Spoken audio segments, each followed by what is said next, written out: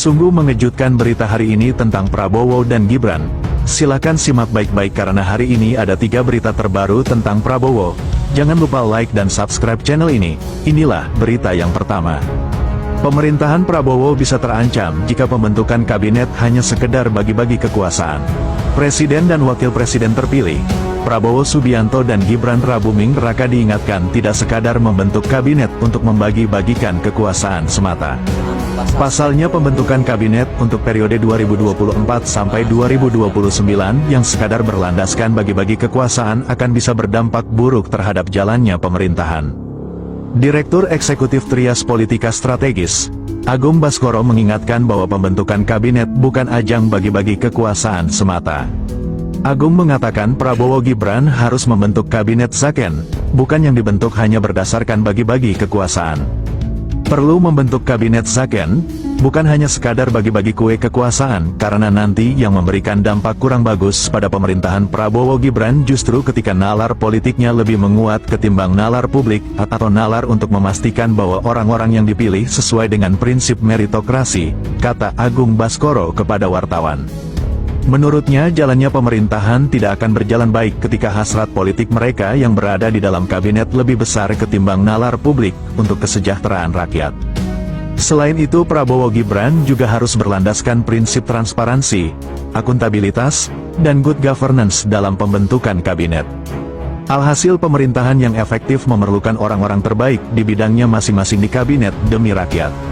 Karena kita perlu desain pemerintahan yang efektif dan kuat untuk mengarungi ketidakpastian, baik di skala nasional dan global, ujar Agung.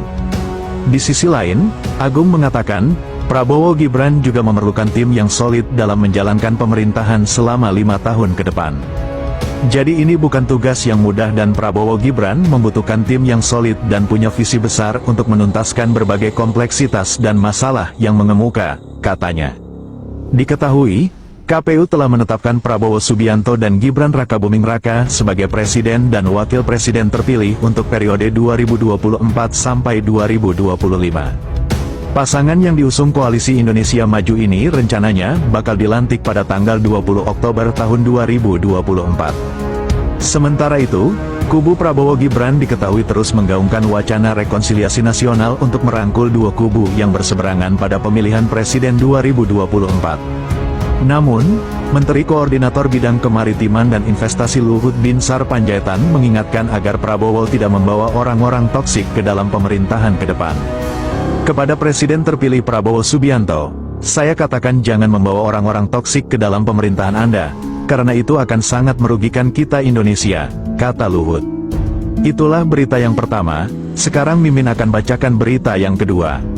Kata Jokowi soal kabinet Prabowo Gibran, jangan nimbrung jika tidak dimintai saran. Presiden Joko Widodo menilai hal yang wajar jika Prabowo Subianto Gibran Rakabuming Raka meminta saran terkait kabinet.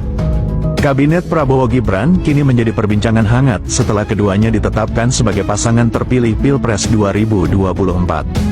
Pembicaraan kini mengarah kepada pembentukan kabinet seraya menanti waktu pelantikan Presiden dan Wakil Presiden terpilih pada tanggal 20 Oktober tahun 2024. Presiden Joko Widodo sempat disebut bakal dilibatkan dalam penyusunan kabinet di pemerintahan Prabowo Gibran. Wakil Ketua Umum Partai Gerindra Habibur Rahman mengatakan, Jokowi menjadi salah satu orang yang paling banyak dimintai pendapat oleh Prabowo dan Gibran mengenai nama-nama menteri yang akan ditunjuk. Sebab, menurut dia, Prabowo berulang-ulang menyampaikan bahwa Jokowi adalah mentornya dalam banyak kesempatan acara internal. Secara prinsip memang Pak Jokowi dipastikan menjadi salah satu orang yang paling banyak dimintai pendapat oleh Pak Prabowo. Saya yakin, ujar Habibur Rahman. Kembali menanggapi soal keterlibatannya dalam penyusunan kabinet Prabowo Gibran, Jokowi mengatakan, pihak lain boleh memberikan usulan sepanjang dimintai saran. Namun, dia menegaskan bahwa penyusunan kabinet merupakan hak prerogatif Presiden terpilih. Kabinet itu adalah 100% hak prerogatif Presiden. Kalau usul-usul boleh, tapi itu hak penuh Presiden terpilih, ujar Jokowi.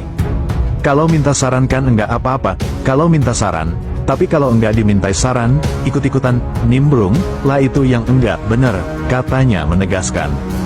Sebelumnya, Pihak istana melalui Koordinator Staf Khusus Presiden, Ari Dwipayana membantah bahwa Jokowi menitipkan nama menjadi menteri. Menurut Ari, pengangkatan menteri dalam kabinet selanjutnya merupakan hak prerogatif presiden selanjutnya. Terkait narasi yang dikembangkan beberapa pihak termasuk media yang menyebutkan keterlibatan Presiden Jokowi dalam pembentukan kabinet mendatang, perlu ditegaskan bahwa pengangkatan menteri dalam kabinet mendatang sepenuhnya menjadi hak prerogatif presiden terpilih setelah dilantik tanggal 20 Oktober tahun 2024, ujar Ari dalam keterangan tertulis pada tanggal 25 Maret tahun 2023. Sementara itu, Wakil Presiden terpilih, Gibran Rakabuming Raka mengaku ingin berkonsultasi dengan Ketua Umum PDI Perjuangan Megawati Soekarnoputri untuk mendapat masukan perihal penyusunan kabinet pada pemerintahan berikutnya. Selain Megawati, Gibran juga mengaku akan berkonsultasi dengan sejumlah ketua umum partai lainnya termasuk para tokoh nasional.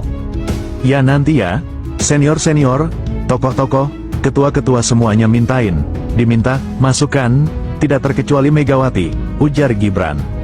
Kendati demikian, Gibran menyebut sejauh ini belum ada komunikasi dengan Megawati perihal pertemuan tersebut. Belum, singkat Gibran. Sementara itu, politikus PDIP Masinton Pasaribu menilai keinginan Gibran untuk berkonsultasi dengan Megawati merupakan gimik semata. Menurutnya, Gibran tak perlu membangun komunikasi bergaya gimik seperti itu kepada Megawati. Sebab, kata dia, Megawati dapat dipastikan tidak akan merespons gaya komunikasi seperti itu. Ya, kalau ada yang bilang ingin konsultasi dengan Ibu Megawati, konsultasi terkait kabinet, menurut saya itu cuma gimik-gimik saja. Dan itu enggak perlulah dan Ibu Megawati pasti enggak menanggapi gaya komunikasi gimik-gimik seperti itu, tegas Masinton. Masinton juga menilai, gaya komunikasi yang dibangun Gibran tersebut tak mencerminkan ketulusan dan kejujuran. Sebab, komunikasi Gibran tersebut hanya sekadar gimik. Karena itu bukan gaya komunikasi yang tulus, jujur, itu cuma gimik-gimik yang enggak punya makna, dan enggak punya arti tentunya, ungkap dia. Pasti kalau kita sendiri tidaklah, masa komunikasi dengan Ibu Megawati cuma mau dijadiin gimik gitu, ya enggak lah, bukan levelnya begitu, imbu dia.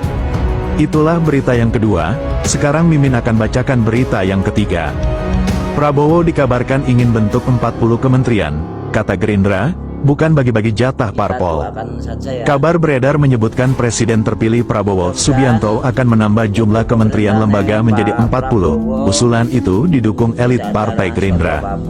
Wakil Ketua Umum DPP Partai Gerindra, Habibur Rahman menyatakan sepakat dengan wacana tersebut. Kalau memang ingin melibatkan banyak orang menurut saya enggak masalah, justru semakin banyak semakin bagus kalau saya pribadi, kata Habibur Rahman.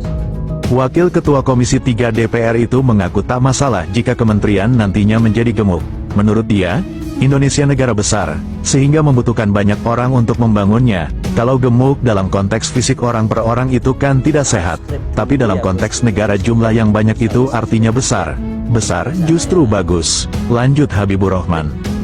Jadi, wajar kalau kita perlu mengumpulkan banyak orang berkumpul dalam pemerintahan sehingga jadi besar, ujar Habibur Rahman. Habibur Rahman menambahkan, pengembangan jumlah kementerian bukan berarti hanya untuk bagi-bagi jatah ke partai politik. Meski begitu, ia mengaku masukan dari masyarakat tetap jadi pertimbangan. Itulah kesalahan berpikir, dan enggak apa-apa jadi masukan bagi kami, jangan sampai hanya untuk mengakomodir kepentingan politik. Masukan masyarakat kami terima, ujarnya.